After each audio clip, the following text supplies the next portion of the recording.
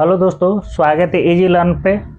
आज हम लोग अनुवांशिकी का रिवीजन करने वाले हैं। तो आप बताइएगा कि जो पीढ़ी दर पीढ़ी संचारित होती है उसको हम लोग किस नाम से जानते हैं? अनुवांशिकी। अनुवांशिकी। अनुवांशिकता के बारे में सर्वप्रथम कौन सा वैज्ञानिक जो है जानकारी दिए थे? ग्रेगर जोहानसन मंडल। अनुवांशिका के पिता के रूप में किसको जानते हैं? Gregor Mendel. Gregor Mendel. अब आपको बताना है कि अनुवांशिकता शब्द कौन दिया है। अनुवांशिकता जो शब्द है कौन से वैज्ञानिक दिए हैं? ग्रेगर मेंडल है। William Watson. विलियम वाटसन अनुवांशिकता शब्द दिए हैं। अब आपको बताना है कि जीन शब्द कौन दिया है? जीन वाटसन क्रिक ना, जोहानसन। जीन शब्द जोहानसन। अब आपको बताना है कि मेंडल किस पौधे पर अनुवांशिकता संबंधी प्रयोग किए थे? मटर में। अब आपको बताना है कि एक संकरीय जो क्रॉस होता है उसमें मेंडल ने मतलब कौन कौन से दो पौधों का क्रॉस कराया था? बड़ा लंबा और बौने पौधे का। और द्विसंकरीय जो क्रॉस करवाए थे उसमें किसका किसका करवाए थे? तो गोल तथा पीला, हरा तथा झुरीदार। अब आगे बढ़ते हैं। तो आप बताइएगा कि स्वतंत्र अपव्यवन का नियम कौन सा वैज्ञानिक दिए हैं? मेंडल। प्रभाविकता का नियम कौन दिए हैं? तो मेंडल। शुद्धता का नियम कौन दिए हैं? मेंडल दिए हैं। आप पृथक्करण का नियम भी मेंडल दिए हैं। अब आपको बताना है कि जीव जंतु में गुणसूत्रों की संख्या। तो हम जीव जंतु का नाम बोलेंगे, आपको उसमें बताना है कि गुणसूत्रों की संख्या कितनी होती है। तो स्केरिस में गुणसूत्रों की संख्या कितनी है? 2। मच्छर में गुणसूत्रों की संख्या 6। घरेलू मक्खी में गुणसूत्रों की संख्या 12। मटर में गुणसूत्रों की संख्या 14। प्याज में गुणसूत्रों की संख्या? प्याज में 16। मक्का में गुणसूत्रों की संख्या 20 है। टमाटर में गुणसूत्रों की संख्या कितनी है? 44। मेढक में 48। मेढक में 26 गुणसूत्र होता है। नींबू में बताइए कितना गुणसूत्र होता है? 18 36। बिल्ली में कितना गुणसूत्र होता है? 38। और चूहा यानी छोटकी चूहिया जो माउस जिसको बोलते हैं उस 40। और चूहा जिसको रैट बोलते हैं बड़ा वाला चूहा में 42। गेहूं में कितना गुणसूत्र होता है? गेहूं में 42। खरगोश में कितना गुणसूत्र होते हैं? 44। मनुष्य में मालूम है 46। आलू में बताइए कितना होता है? आलू में 48। चिंपांजी में भी 48 और तंबाकू में भी 48। घोड़ा में बताइए गुणसूत्र कितना होता है? 64। कुत्ता में होता है 78 गो। कबूतर में होता है 80 गो। और जो टेरिडोफाइट्स होता है उसमें 1300 से 1600 के बीच में होता है। अब आपको बताना है कि जेनेटिक्स नाम का उपयोग सर्वप्रथम कौन वैज्ञानिक किए थे? W Watson.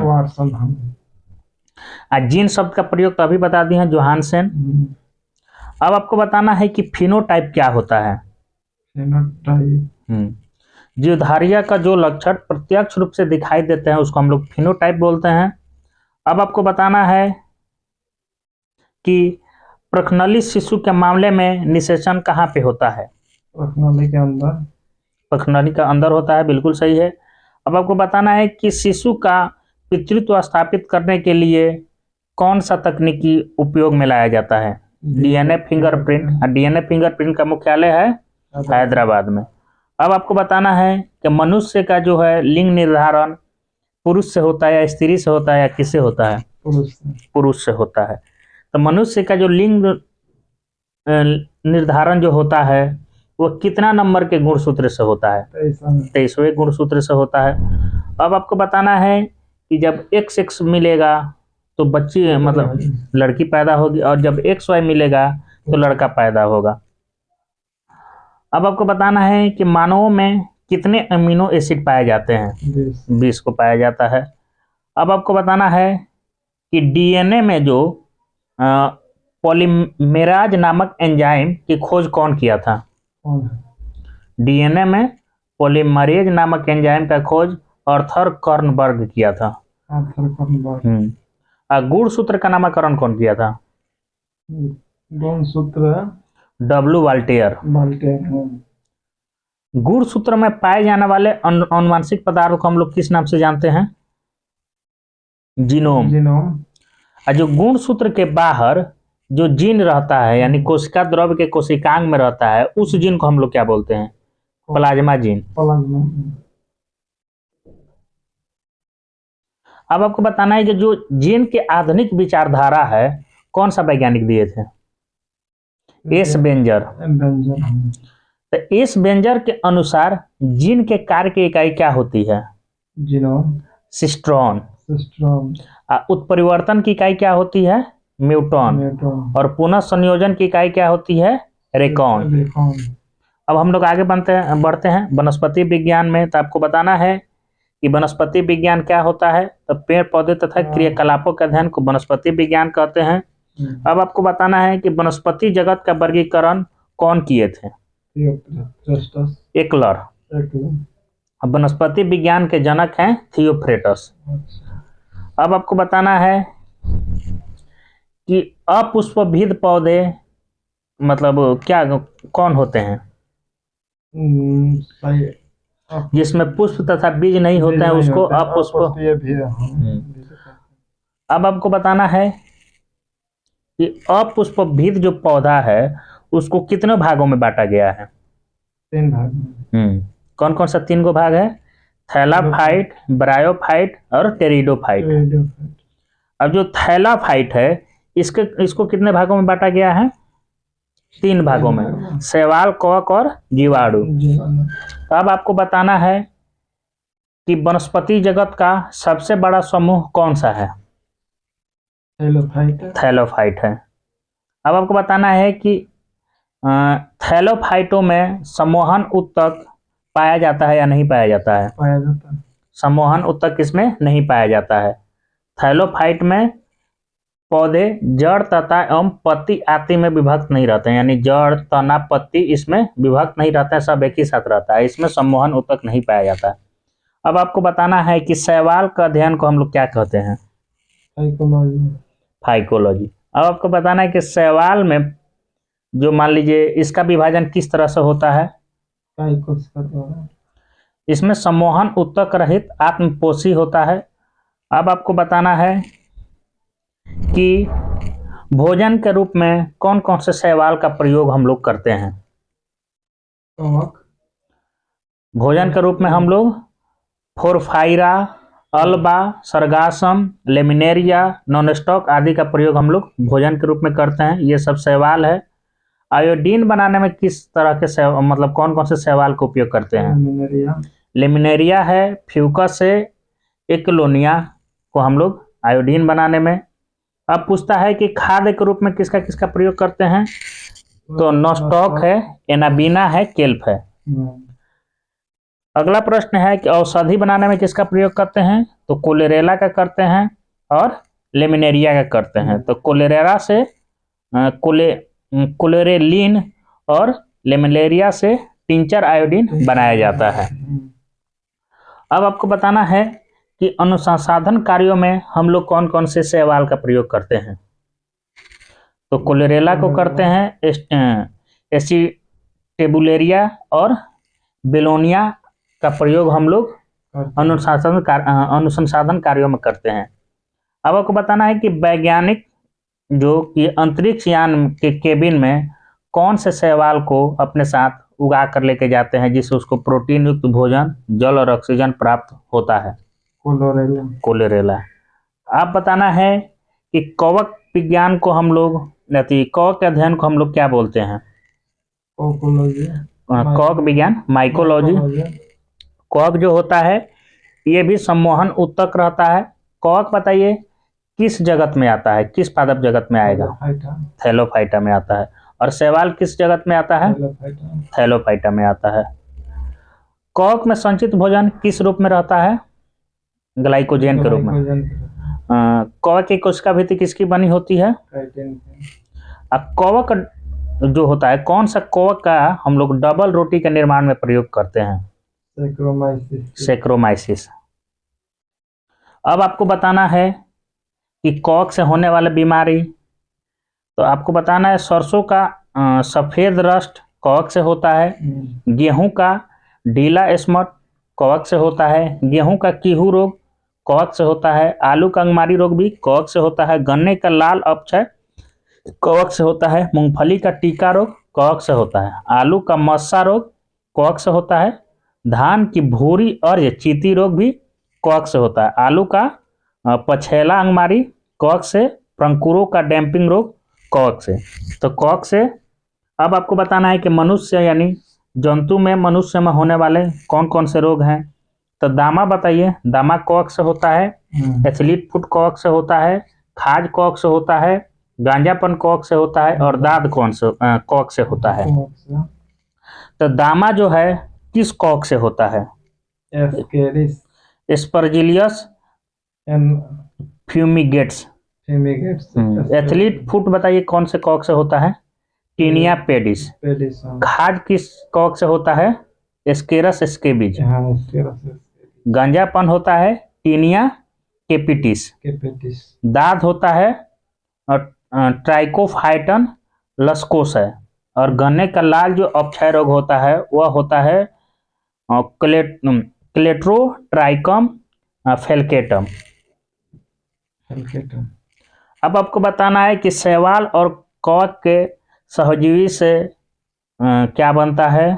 तो लाइकेन बनता है। और जो कवक एवं शैवालों के बीच इस तरह के संबंध के सहजीवी संबंध को हम लोग किस नाम से जानते हैं। तो हेलोटिज्म जानते हैं।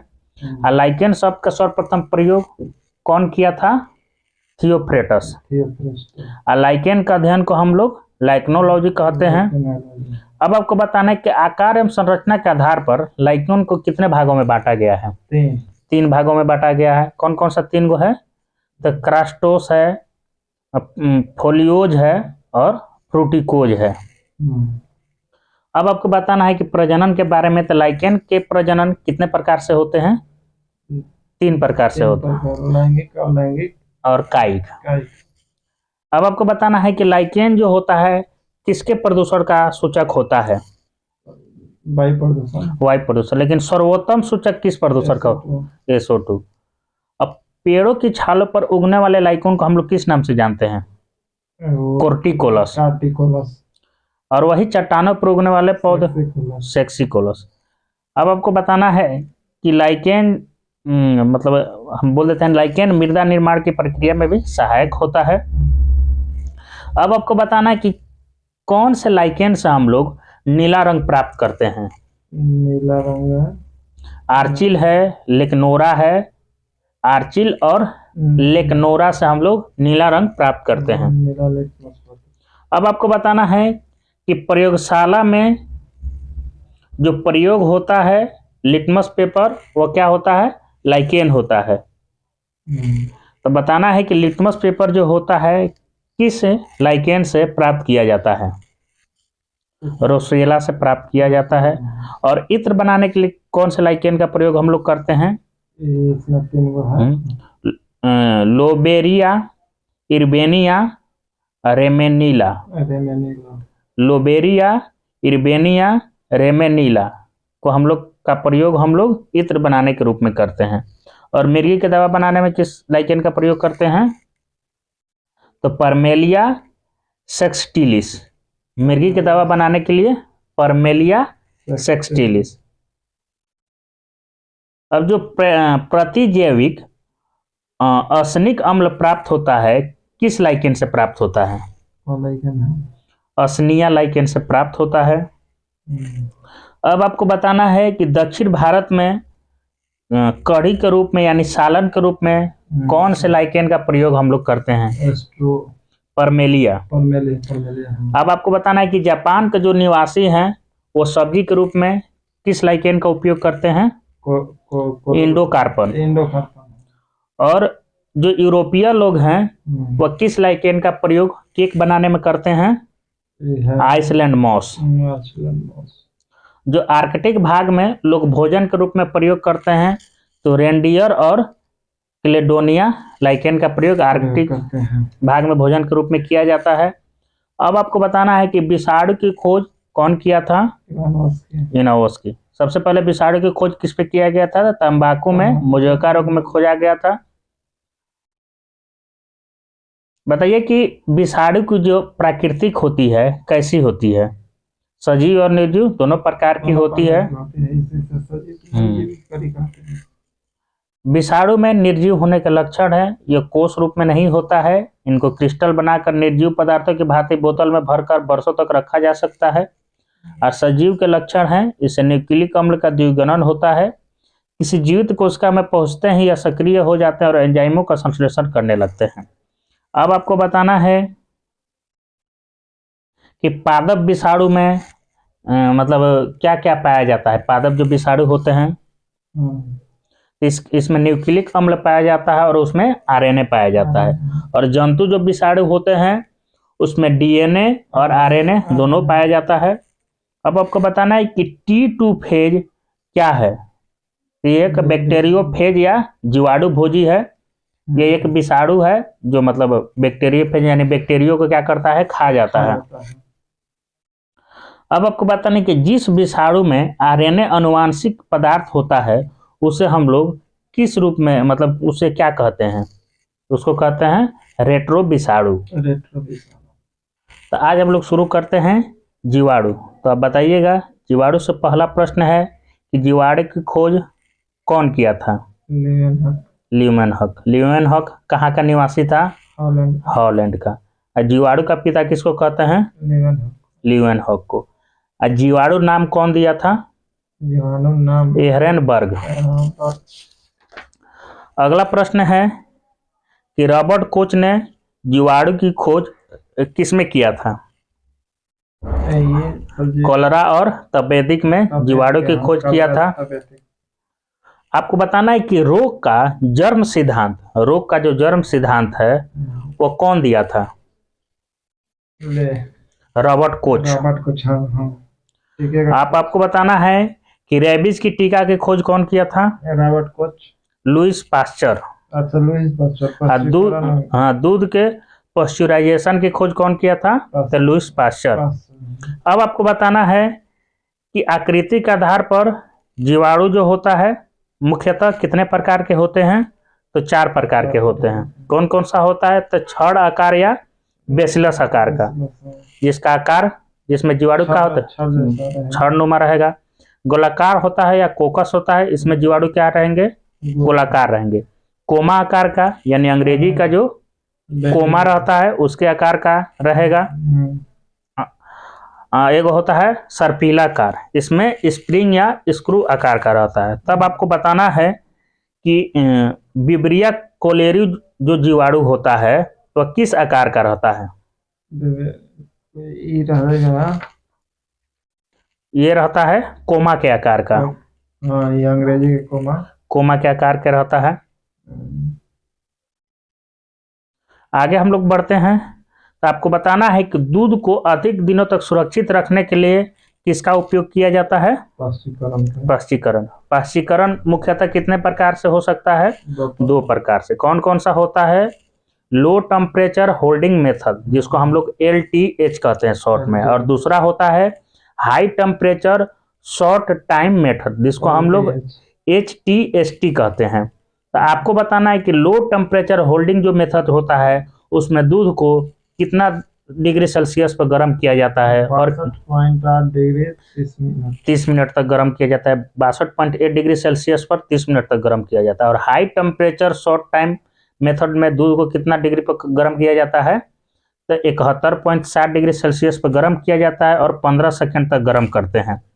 अब आपको बताना है कि साइनोबैक्टीरिया जो कि वायुमंडल की मतलब नाइट्रोजन का स्थिरीकरण करते हैं, इसमें मतलब कौन कौन सा जीवाणु आता है साइनोबैक्टीरिया में? तो एनाबीना आता है और नोस्टॉक आता है। अब आपको बताना है कि जो लेगुमिनोसी जो होता है वह कहाँ पाया जाता है? लेगुमिनेसी जो जीवाणु होता है वो कहाँ? मटर कुल के पौधे के जड़ों में रहता है। तो लेगुमिनेसी का मुख्य कार्य क्या होता है? तो वायुमंडल में नाइट्रोजन का स्थिरीकरण करता है। आपको बताना है कि लेगुमिनोसी जो होता है इसमें कौन कौन सा मुख्यतः जीवाणु आते हैं? तो लेगुमिनोसी कुल में आता है राइजोबियम आता है और ब्रेंडी राइजोबियम आता है। हम लोग तो डायरेक्ट याद कर लेते हैं कि लेगुमिनेसी जो होता है जड़ में पाया जाता है। राइजोबियम लेगुमिनोसी कुल का है और ब्रेंडी राइजोबियम भी लेगुमिनेसी कुल का है। अब आपको बताना है कि और कौन सा जीवाणु है जो स्वतंत्र रूप से मिट्टी में निवास करती है, और मिट्टी में निवास करेगी तो क्या करेगा, वो नाइट्रोजन का मिट्टी में स्थिरीकरण करता है। तो कौन कौन सा जीवाणु है जो मिट्टी में निवास करके वायु के नाइट्रोजन का स्थिरीकरण करता है? तो एक जो वेक्टर है ये जो है मटर के कुल में रहता है लेगुमिनोसी, जिसमें राइजोबियम और ब्रेंडी राइजोबियम रहता है, मटर के जड़ में रहता है, दलहनी जो पैदा होता है। लेकिन एक जो वेक्टर एजोस्पाइरिलम और क्लोस्ट्रिडियम ये रहता है मिट्टी में। मिट्टी में 3 गो रहता है, एक जो वेक्टर रहता है, एजोस्पाइरिलम रहता है और क्लोस्ट्रिडियम रहता है। अब आपको बताना है कि चर्म उद्योग में चमड़ों से बाल और वसा हटाने का कार्य किससे किया जाता है? बैक्टीरिया, जीवाणु से, बैक्टीरिया से किया जाता है। तो जो चमड़ा से बाल और वसा हटाया जाता है उसको हम लोग क्या कहते हैं? टैनिंग कहते हैं, जिसको हम लोग हिंदी में कमाना कहते हैं। अब आपको बताना है कि शीत संग्रहगार का न्यूनतम तापमान लगभग कितना से कितना के बीच रखा जाता है? -18 डिग्री सेल्सियस। अब आपको बताना है कि अचार मुरब्बे बहुत अधिक दिनों तक खराब नहीं होता है। क्यों? क्योंकि उसमें जीवाणुओं का संक्रमण जो है नहीं हो पाता है। अब आपको बताना है कि सबसे सरल स्थलीय पौधा का समूह है ब्रायोफाइट। तो ब्रायोफाइटा में लगभग कितनी जातियां सम्मिलित की गई है? 25,000 है। आपको बताना है कि ब्रायोफाइटा में जाइलम और फ्लोएम मतलब रहता है या नहीं रहता है? जाइलम फ्लोएम का पूर्णतः अभाव रहता है, यानी जाइलम फ्लोएम जो है ब्रायोफाइटा में नहीं रहता है। अब आपको बताना है कि इस समुदाय के वनस्पति जगत को हम लोग किस वर्ग में रखते हैं? तो उभयचर यानी एम्फीबियन भी होता है। ब्रायोफाइटा का प्रयोग हम लोग मृदा अपरदन को रोकने में करते हैं। आपको बताना कि कौन ऐसा ब्रायोफाइटा है जो अपने वजन से मतलब अपने वजन का 18 गुना ज्यादा अपने अंदर पानी रखता है, सोखता है या रखता है? कौन है ये है स्फेगनम। स्फेगनम जो है अपने भार का 18 गुना ज्यादा पानी सोख लेता है। इसीलिए माली इसका उपयोग जो है पौधों को एक स्थान से दूसरे स्थान पर ले जाने समय सूखने से बचाने के लिए करते हैं। क्या करेंगे, इसको पानी में डाल देंगे, ये सूख लेगा और वो मतलब ओकरा नीचे जहाँ पौधा लगाएंगे वहां लगा देंगे। कौन सा ऐसा ब्रायोफाइटा है जिसका प्रयोग हम लोग ईंधन के रूप में करते हैं? वही है स्फेगनम जो है ईंधन के रूप में करते हैं। स्फेगनम का प्रयोग हम लोग एंटीसेप्टिक के रूप में भी करते हैं। अब आपको बताना है कि ट्राइडोफाइटा जो होता है मुख्यतः कहाँ पाया जाता है? ट्राइडोफाइटा आपको छायादार स्थानों पर, जंगलों में या पहाड़ों पर पाया जाता है। अब आपको बताना है कि ट्राइडोफाइटा जो होता है मुख्यतः किस रूप में रहता है? राइजोम के रूप में रहता है। ट्राइडोफाइटा जो हो रहता है मुख्यतः राइजोम के रूप में रहता है। ट्राइडोफाइटा के शरीर जो है जड़, तना, शाखा, पत्तियों में विभेदित रहता है। अब आपको बताना है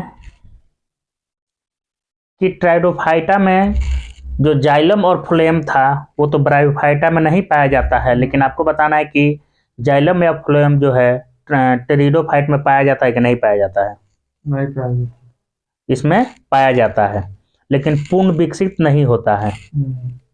अब आपको बताना है कि पुष्पोभिद या फूल वाला पौधा था। पुष्पोभिद यानी इस समूह के सभी पौधे में फूल, फल तथा बीज होते हैं। तो आप बताइए कि पुष्पोभिद को हम लोग मुख्यतः कितने भागों में बांटते हैं? 2 भाग में बांटते हैं, नग्न बीजी और आवृत बीजी। अब आपको बताना है कि नग्न बीजी जो पौधा होता है वह मुख्यतः किस रूप में रहता है। तो वृक्ष या झाड़ी के रूप में रह सकता है। ये पौधा जो है बहुवर्षीय और लंबे होते हैं। इसमें बताइए कि नग्न बीजी पौधा का जड़ किस तरह की होती है, मूसल होती है या कमजोर होती है या मूसला जड़ होती है। इसमें आपको बताना है कि नग्न बीजी में जो परागण होता है किसके द्वारा होता है। वायु के द्वारा होता है, चमगादड़ के द्वारा होता है, वायु द्वारा होता है। नग्न बीजी पौधा में परागण वायु द्वारा होता है। आपको बताना है कि नग्न बीजी पौधा जो है मुख्यतः कहाँ पाए जाते हैं, मरोदभिद में। अब आपको बताना है कि वनस्पति जगत का सबसे ऊंचा पौधा जो है किस जगत में आता है। तो नग्न बीजी में आता है और नाम उसका क्या है, तो सिकोया उसका नाम है। आपको बताना है कि रेडवुड ऑफ कैलिफोर्निया के नाम से हम लोग किस पौधा को जानते हैं, सिकोया को जानते हैं। आपको बताना है कि सबसे छोटा अनावृत बीजी पौधा कौन सा है, जैमिया पिग्मिया। सबसे छोटा अनावृत बीजी पौधा है जैमिया पिग्मिया। अब आपको बताना है कि जीवित जीवाश्म कौन कौन सा है। तो साइकस है, जिंगो बाइलोवा है और मेटासिकोया है। जीवित जीवाश्म में हम लोग सिर्फ एगो याद करते हैं, जीवित जीवाश्म पौधा कौन है, तो साइकस। लेकिन इसमें 3 गो पौधा होता है जीवित जीवाश्म में। साइकस आता है, जिंगो बाइलोवा आता है और मेटासिकोया आता है। अब आपको बताना है कि मेडन हेयर ट्री के नाम से हम लोग किस पौधा को जानते हैं। मेडन हेयर ट्री को हम लोग जिंगो बाइलोवा पौधा को जानते हैं, मेडन हेयर ट्री उसको बोलते हैं। अब आपको बताना है कि पादप जगत में सबसे बड़ा बीजांड किसका होता है, साइकस का होता है। अब आपको बताना है कि किसके परागण के समय पीले बादल बन जाते हैं, पाइनस का जब परागण होता है तो जो पूरा हवा रहता है पूरे पीले बादल के रूप में बन जाते हैं। अब आपको बताना है कि जिम्नोस्पर्म का आर्थिक महत्व में, तो आपको बताना है कि साबूदाना मुख्यतः किससे बनाया जाता है,